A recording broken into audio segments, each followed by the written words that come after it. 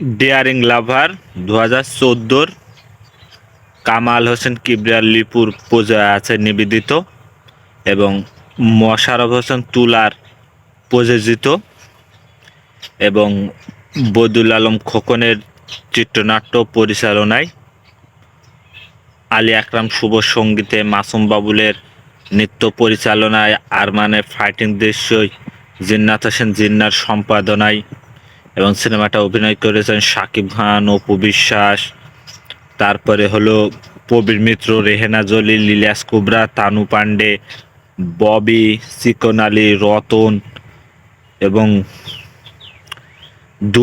দুলারি, মিশা সওদাগর সহ আরও অনেক অভিনেতা অভিনেত্রীরা সিনেমাটায় অভিনয় করেছে। সিনেমাটা জি সিরিজ বাংলা মুভিজ ইউটিউব চ্যানেলে পাবেন। যদি দেখতে চান একবার দেখে আসেন মুভিটা।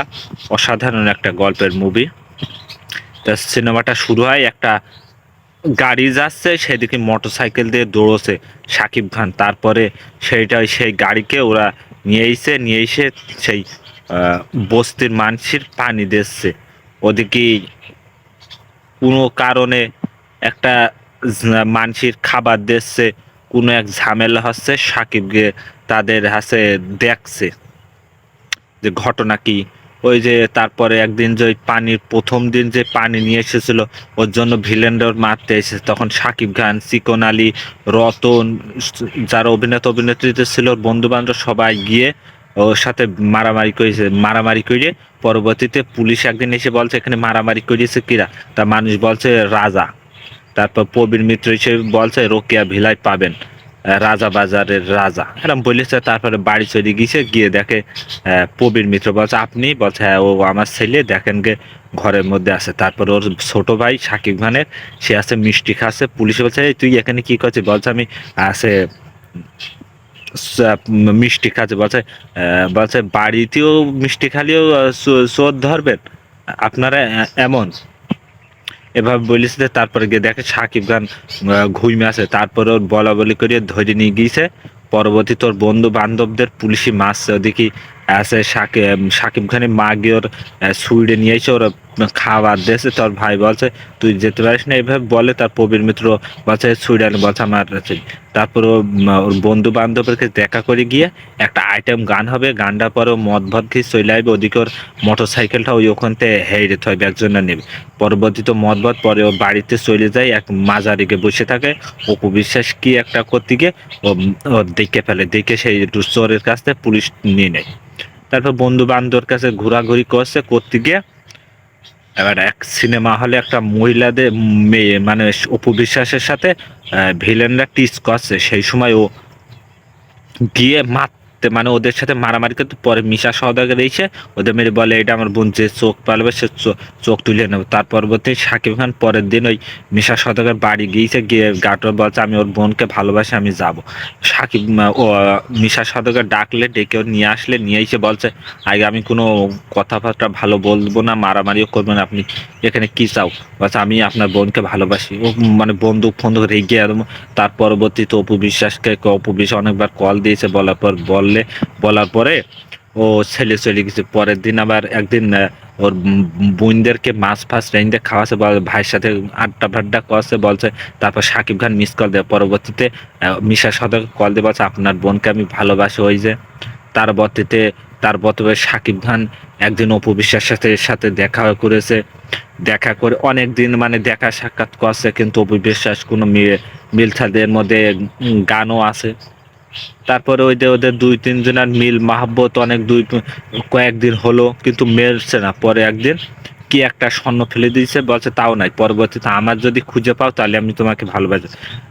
অপু বিশ্বাস সাকিব খানের বাড়ি চলে গিয়েছে, আর সাকিব খান ঘুরে শুধু খুঁজে বেড়াচ্ছে অপু বিশ্বাস। পরবর্তীতে সে অ্যাক্সিডেন্ট করেছে, অপু বিশ্বাসের হাসপাতালে গিয়ে দেখতে গিয়ে তারপর প্রেমে পড়ে এবং একটা গান হয়, গান হয়ে যাওয়ার পর তারা প্রেমে পড়ে।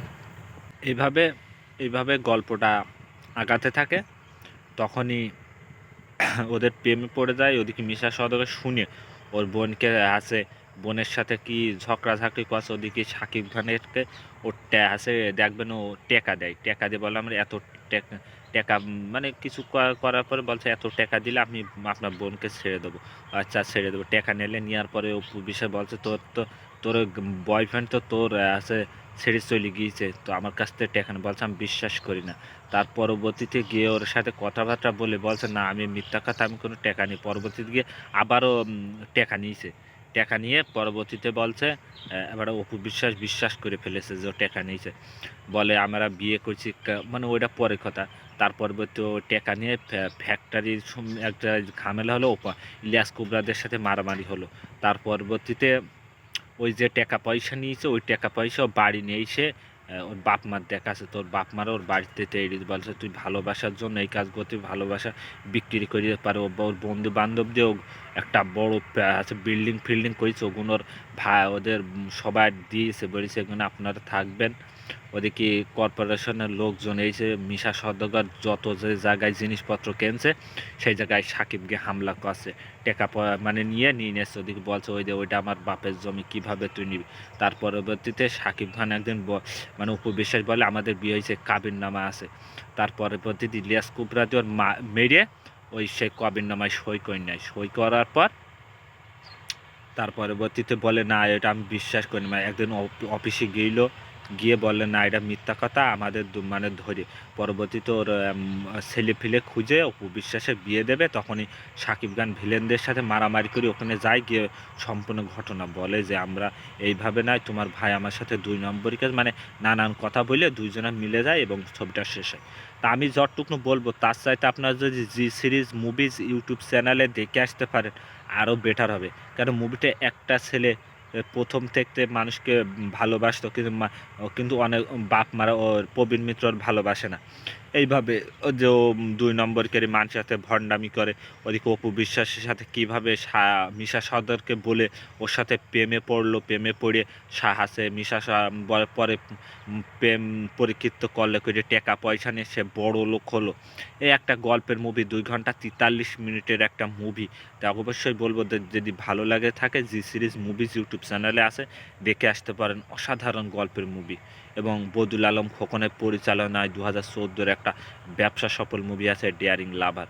অবশ্যই বলবো যদি আমার এই কথাগুলো ভালো লেগে থাকে তাই একবার অবশ্যই এই মুভিটা দেখে আসেন এবং নতুন হলে আমার ইউটিউব চ্যানেল সাবস্ক্রাইব করবেন, বেল আইকনে ক্লিক করবেন।